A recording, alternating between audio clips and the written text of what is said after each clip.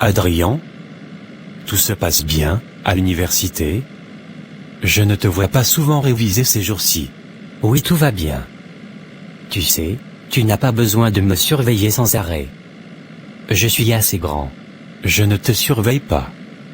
Je m'assure simplement que tout va bien, car tu es sous ma responsabilité, en l'absence de papa et maman. Bon.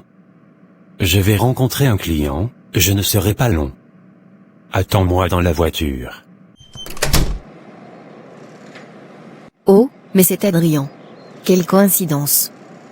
Je pensais justement à lui. Salut Adrien. Et Marie, ça va? Je vais bien. Mais tu fais quoi ici? J'attends mon frère. Il a un rendez-vous juste à côté, et après je vais en cours. C'est ta voiture? Celle dont tu m'as parlé l'autre jour. Elle est vraiment jolie. Oh,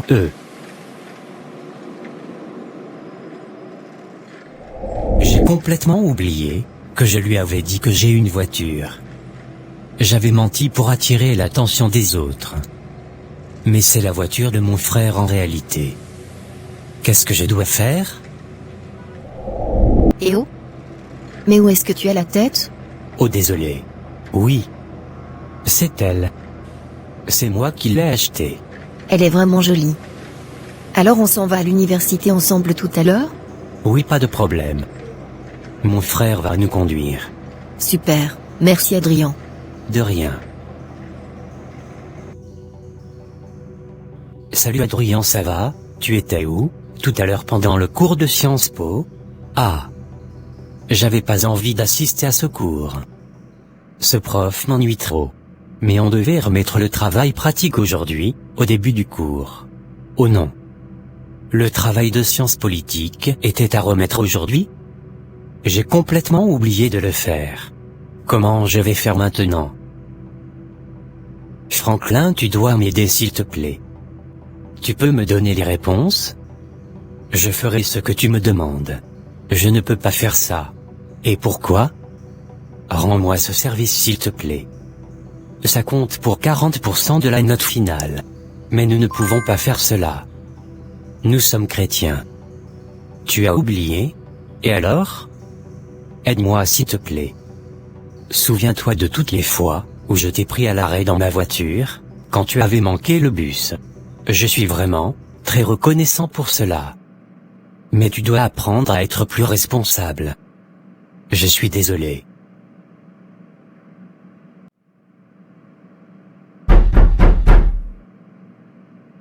Oui?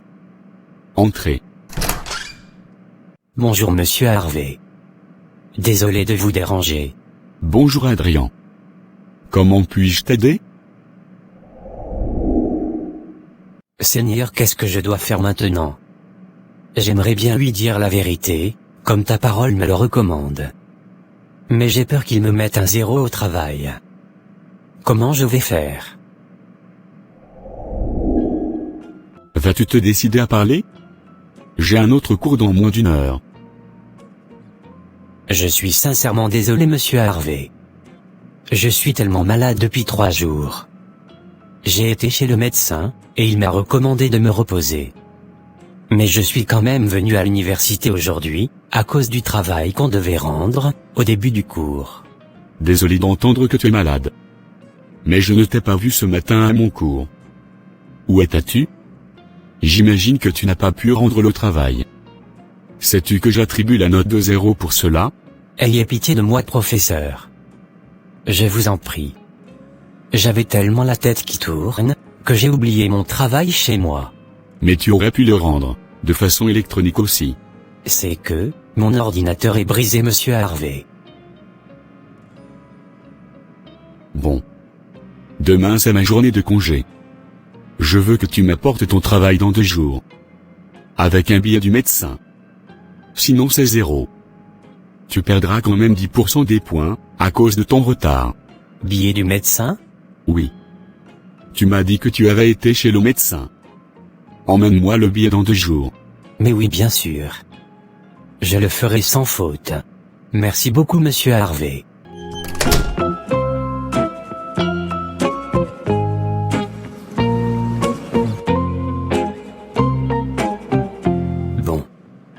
Il faut absolument que je trouve un moyen d'avoir une note du pharmacien. Bonjour madame.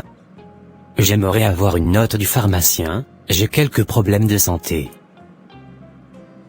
Mais vous n'avez pas l'air d'aller bien. Vous devriez vous rendre directement aux urgences. Je reviens des urgences justement. Je voudrais juste avoir une note du pharmacien, comme justificatif, parce que j'ai manqué un examen aujourd'hui. Vous auriez dû le demander à l'hôpital. Je sais mais, j'ai complètement oublié. Avez-vous une ordonnance du médecin? Je ne sais pas madame. Aidez-moi s'il vous plaît. Je vais vous payer si vous voulez. Comment osez-vous? Je suis loyal dans mon travail. Je ne ferai jamais ça. S'il vous plaît madame. Je peux vous payer beaucoup d'argent. Arrêtez avant que je n'appelle la sécurité. C'est incroyable.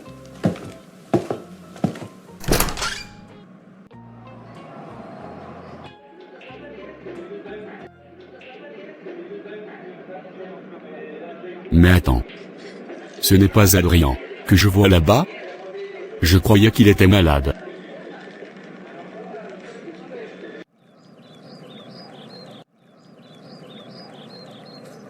Mon frère a oublié sa carte de crédit dans sa voiture. Je crois que je vais la prendre, pour en faire quelques achats. Il ne saura pas que c'est moi. Mais je suis chrétien. Je ne suis pas censé faire cela. Mais en même temps, j'ai tellement besoin de faire ces achats. C'est plus fort que moi, je vais le faire. Pardonne-moi Seigneur.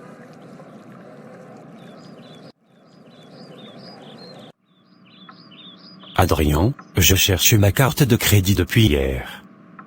L'aurais-tu vue? Non. Je ne l'ai pas vu. C'est bizarre. Ce n'est pas dans mes habitudes de perdre des choses. Je ne me souviens pas où je l'ai mise. Bon. Je vais encore devoir appeler la banque, pour la faire bloquer. Je vais au travail, à ce soir.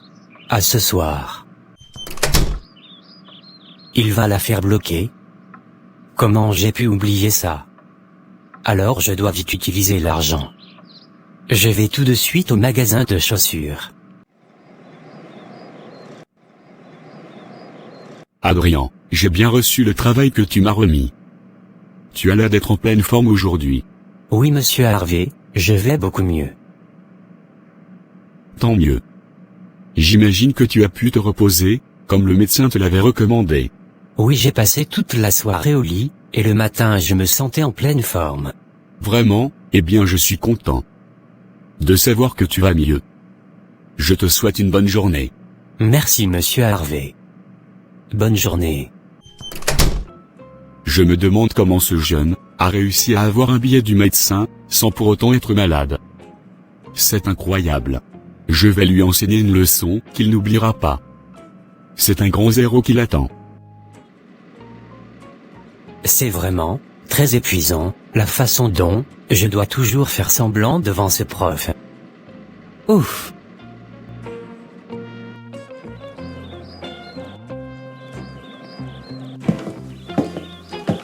But. Je suis trop fort à ce jeu. Bon. On peut y aller? Mais, aller où? Je t'ai dit tout à l'heure que j'irai évangéliser dans les alentours. J'aimerais que tu m'accompagnes s'il te plaît. Ah. J'avais complètement oublié. Allez, dépêche-toi, allons-y.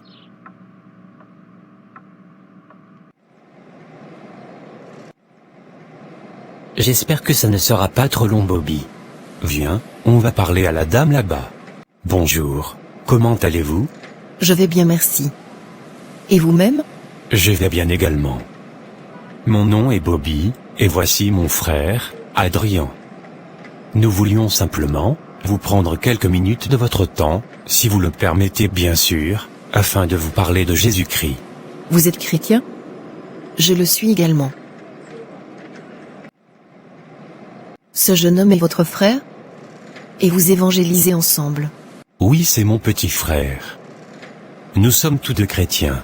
Votre petit frère n'est pas un chrétien. C'est un petit voyou. Je me souviens bien de lui. Il a essayé une fois de me proposer de l'argent, pour avoir une fausse note de médecin, comme justificatif. Vraiment. Quoi? Mais c'est un mensonge. Vous avez dû me confondre avec quelqu'un d'autre. Je ne fais pas ce genre de choses. Je ne me trompe pas. C'est bien toi. Je travaille à la pharmacie dans le quartier de Bel Air. Je te reconnais. Monsieur, je ne peux pas me tromper, c'est bien lui. Faites attention, votre frère est un hypocrite. Je l'ai déjà vu aussi dans le quartier, faire des coups bas avec ses amis. Ne vous en faites pas. Vous vous êtes peut-être trompé de personne. En tout cas, je ne veux pas créer de problème. Mais bon. Je dois vous laisser. Bonne journée. Ravi d'avoir fait votre connaissance. Moi également.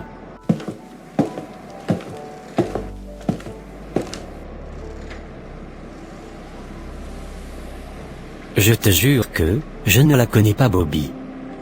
Elle s'est trompée. Adrien. Tu sais que le mensonge jette en horreur à notre Dieu? La parole de Dieu le dit, dans le livre de Proverbes chapitre 12, au verset 22. Le mensonge est un péché, qui ouvre souvent la porte, à plusieurs autres péchés, tels que le vol par exemple. Fais attention à cela mon petit frère. C'est un péché tellement subtil, mais qui peut vraiment t'écarter dangereusement, de la volonté de Dieu pour ta vie. Le père du mensonge, c'est le diable. Est-ce que c'est toi qui a pris ma carte de crédit l'autre jour, et qui a fait un achat de $500 avec? Ce n'est pas moi, je te jure. Adrien, dis-moi la vérité. Je te dis vrai Bobby. Ce n'est pas moi. D'accord.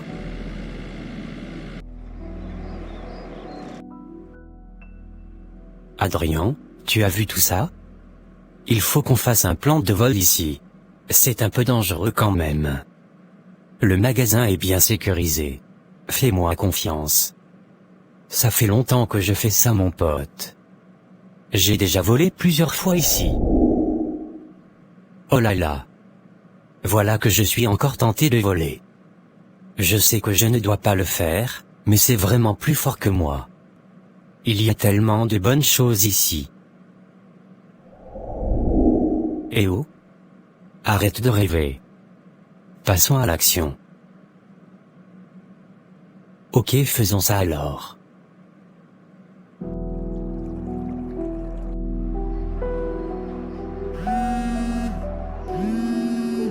Oui, allô? Quoi? Comment ça tu as été arrêté? Qu'est-ce que tu as fait? Voler dans un magasin?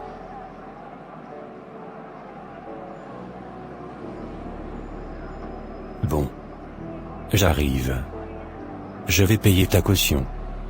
J'arrive dans quelques minutes. Enfin tu es là Bobby. Adrien, tu vois là où la désobéissance t'a emmené? Ce n'est pas moi Bobby. Un ami m'a influencé à le faire, et lui il s'est enfui, et il m'a laissé dans le pétrin. C'était son idée. Mais tu aurais pu dire non, Adrien. Et qu'est-ce que toi, un enfant de Dieu, tu fais encore avec des amis, qui te poussent à pécher à chaque fois?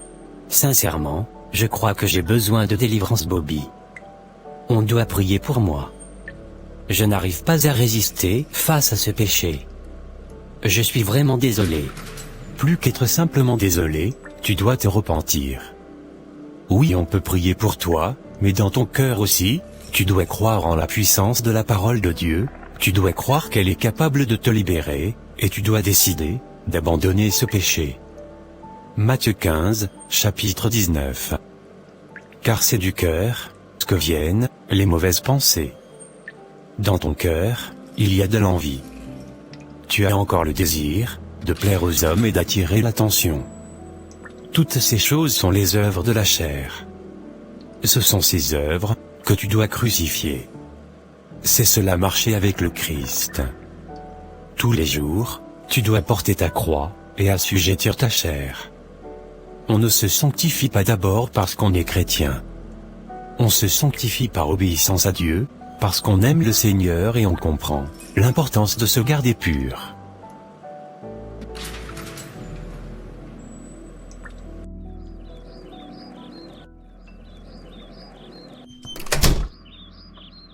Ça va, Adrien?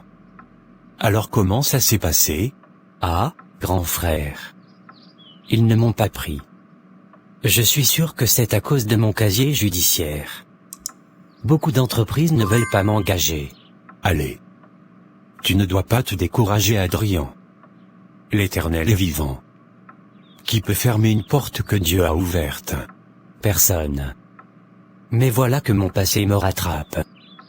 Tu sais que, j'ai tout perdu. Quand j'ai avoué à mes amis, que je leur avais menti sur tellement de choses, ils se sont tous éloignés de moi.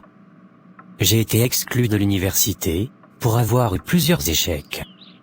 Et maintenant que j'essaie de chercher du boulot, rien ne marche.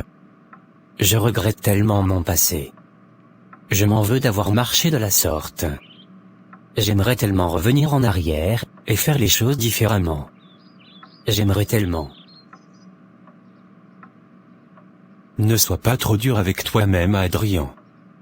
C'est l'école de Dieu. Tu t'es déjà repenti. Sache que Dieu t'a pardonné. Et il va restaurer ces domaines de ta vie. N'arrête pas de croire. Dieu est un bon père. Allez. Tu es un homme. Sois courageux. Oui, je crois vraiment que Dieu m'a pardonné.